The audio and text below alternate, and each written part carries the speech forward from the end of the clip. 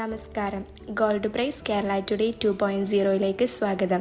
സ്വർണ്ണവിലയും സ്വർണ്ണ വിപണിയിലെ വാർത്തകളും അറിയാൻ ചാനൽ സബ്സ്ക്രൈബ് ചെയ്യാനും വീഡിയോക്ക് ഒരു ലൈക്ക് തരാനും മറക്കരുത്. എന്താണ് സ്വർണ്ണ വിപണിയിൽ സംഭവിക്കുന്നത്? കത്തിക്കയറിയ സ്വർണ്ണവില കഴിഞ്ഞ ദിവസങ്ങളിൽ അപ്രതീക്ഷിതമായി കുറയുന്നതായിരുന്നു കാഴ്ച.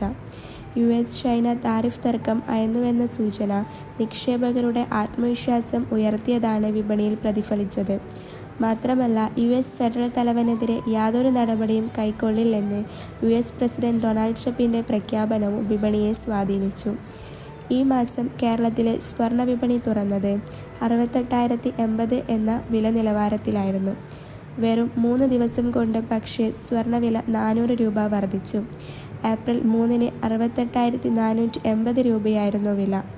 എന്നാൽ പിന്നീടുള്ള ദിവസങ്ങൾ ഉപഭോക്താക്കൾക്ക് ആശ്വാസം നൽകുന്നതായിരുന്നു.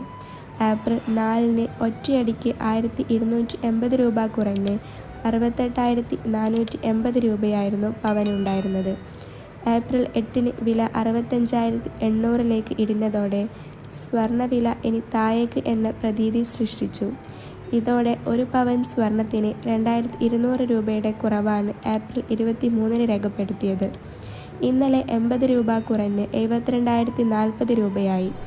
ഇന്നും കേരളത്തിലെ സ്വർണ്ണവിലയിൽ മാറ്റമില്ല. 72,040 എന്ന വില നിലവാരത്തിലാണ് സ്വർണ്ണ വ്യാപാരം നടക്കുന്നത്.